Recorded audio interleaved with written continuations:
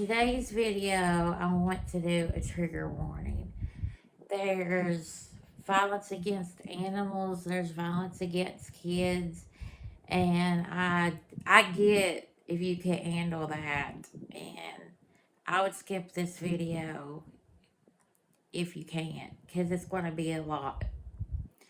Today, I'm going to be talking about Israel Keys. Israel Keys, growing up, his family was in a cult. So they didn't believe in talking to people that wasn't like them. They were really racist, and that's just how they were.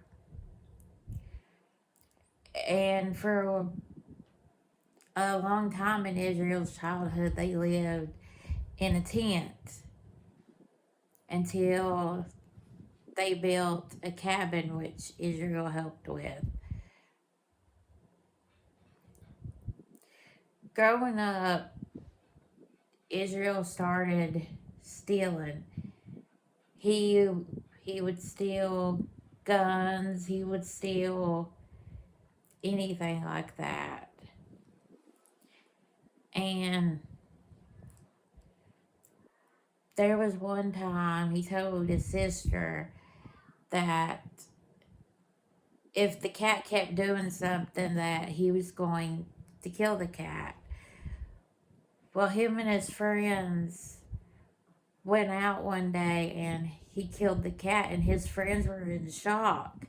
And that day he said he realized that he wasn't normal and he couldn't do that in front of people.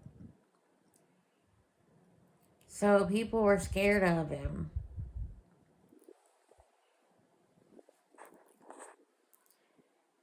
He would say that his almost first victim was a young girl. He said she was anywhere between 14 to 18. And she was with a group of her friends, but she was behind. So he grabbed her and he raped her. He said that she kept talking to him and he ended up letting her go. But some people think that his first victim was a 12-year-old girl who she was a W amputee with her feet, and she was in the Special Olympics. And she ended up going missing, and the last person that they seen her with was him.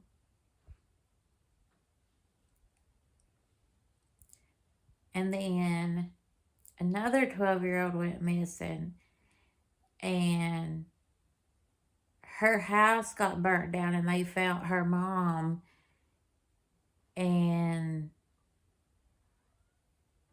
they never found the girl's killer, but they think it was Israel. They think he killed her. Well, he went in the army and he did good in the army. People liked him.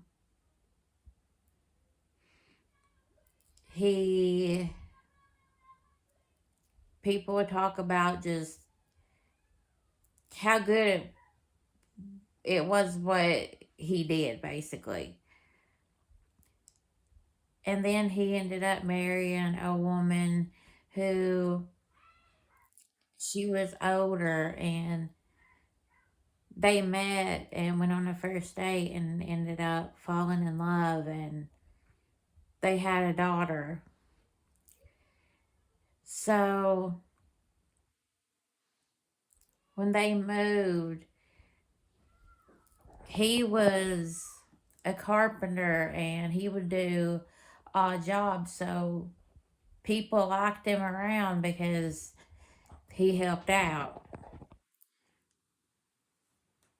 But the one he was with was having drug problems, so he ended up leaving her and taking their little girl.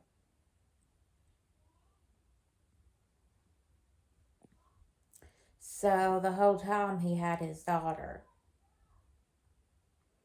One thing that is for sure that we do know is that he broke into Bill and Lorraine's house and he kidnapped them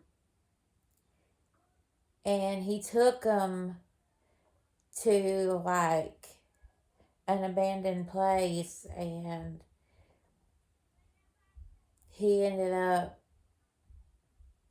killing them both. He raped Lorraine and he hit Bill with the shovel, but he didn't go down, so he shot him and he was still trying to survive and he was screaming for his wife and Israel didn't care. He killed him and then he raped Lorraine and then he brought Lorraine down to Bill's body and killed her.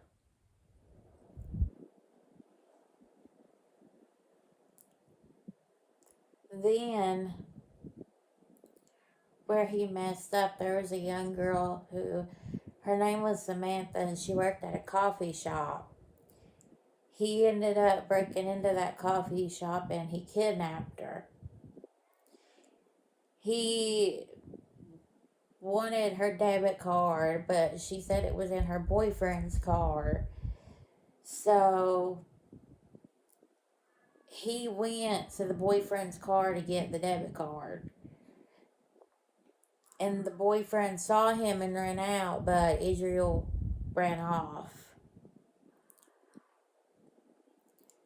So he sent a text pretending to be Samantha saying that she was going on vacation, she needed time away from her boyfriend, and stuff like that, which they knew wasn't true. So that night he put her in the shed and he turned on loud metal music, and so his daughter and his girlfriend wouldn't hear. And it was a night of torture for the young woman. She was raped, and then he murdered her and he put her like in the cabinet to keep her body. He wanted her body to stay cold. So he turned off the heat and went on vacation the next day. And when he come back, he took her body out and he come up with a plan that he was going to ask for ransom money by trying to pretend she was alive and taking a picture of her. So he did that and he sent them a note saying basically where to put the money. So they did. And what they didn't know is she was already gone. So her car's missing. And the police pull him over because he's in her car. And they realize he has everything of hers. So they take him in. And at first, he doesn't want to talk, but they give him coffee and stuff, and he starts talking about some of the victims.